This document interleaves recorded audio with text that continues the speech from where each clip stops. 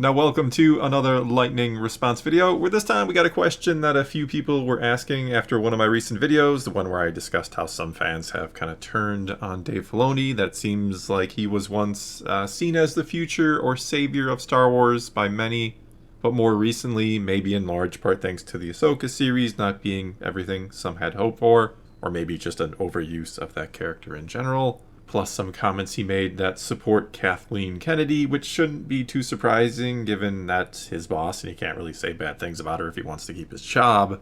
But anyway, recently some or many have started to kind of turn on Filoni, and I talked about that in a video and got a follow-up question or two, including this one from Lord Carnor Jax, who asked, "Hey Thor, everyone seems to think George was heavily involved with the Clone Wars. You've said it yourself, but from interviews with George and Dave, that doesn't appear to be the case. George Lucas, from an interview with EW titled George Lucas's Star Wars Plan in March of 2008, when discussing the Clone Wars, he was asked, 'Do you see any end to working on Star Wars?' His response was, 'No, I'm doing it just for fun now. I'm an executive producer now. I don't do the day-to-day work. I check in once a week, maybe, and it'll be the same thing on the live-action show. I'm also producing Red Tails. I'm producing all these things now, and then hopefully in a year or two I'll be completely removed, and I'll just be able to go off and do my own movies again.' Filoni himself has also said that he and George would catch up on the phone about the Clone Wars once a week. So to me, he wasn't as heavily involved as everyone thinks after the Clone Wars was up and running."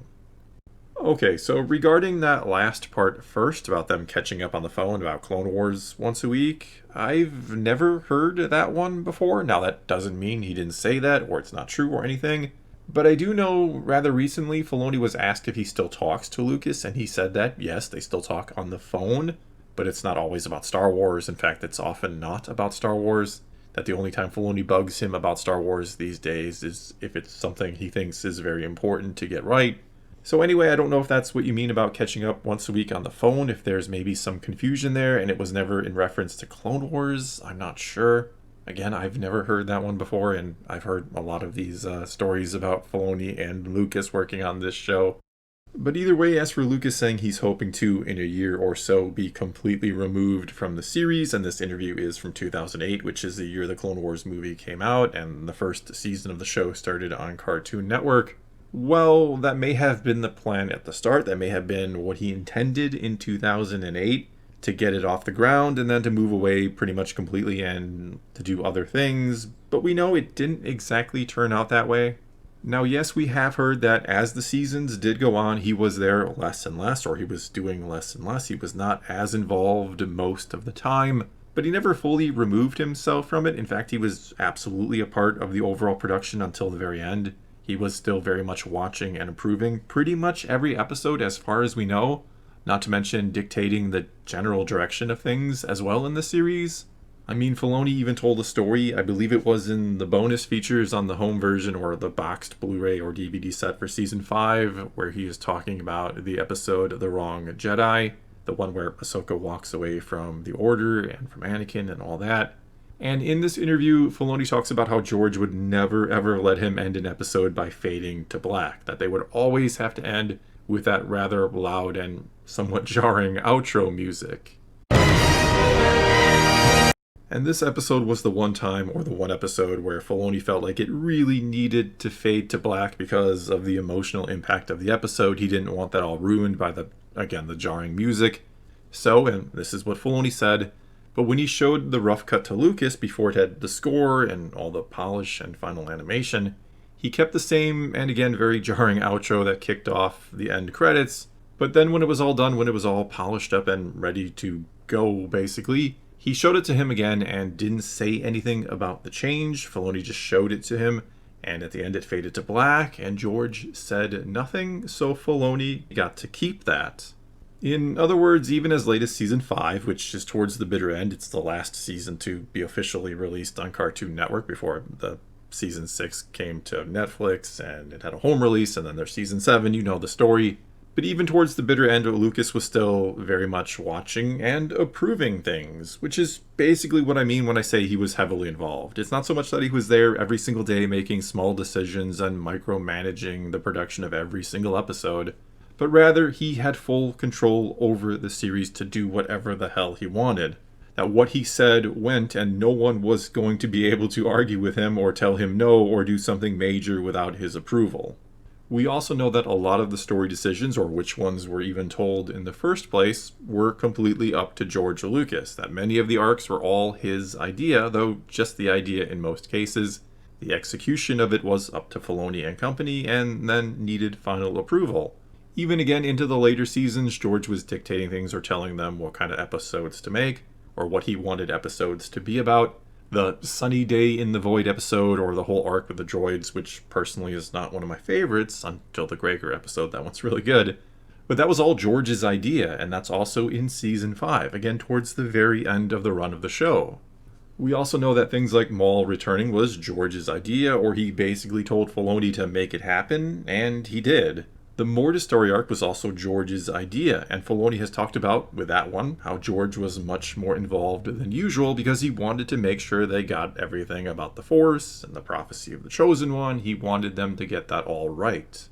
Now, all that said, who should get blame or credit for the Clone Wars animated series on the whole, depending on your point of view on how much you either liked or didn't like it, which is a question, again, I saw a few people sort of asking or have asked me elsewhere before when this topic comes up. Who should we blame for this, or who gets credit for that?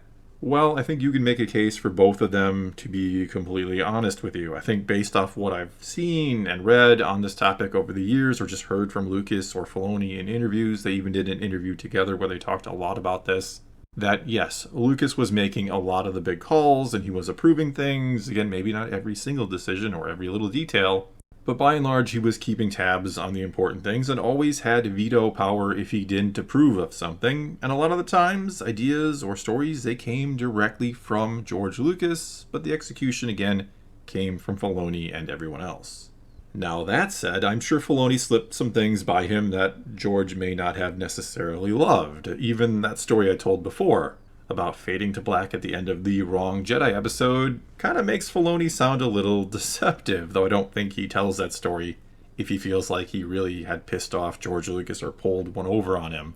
Either way, yes, I'm sure there were other things along the way that Filoni really wanted to include that may or may not have been something Lucas would be overly fond of, that he found a way to slip in there regardless.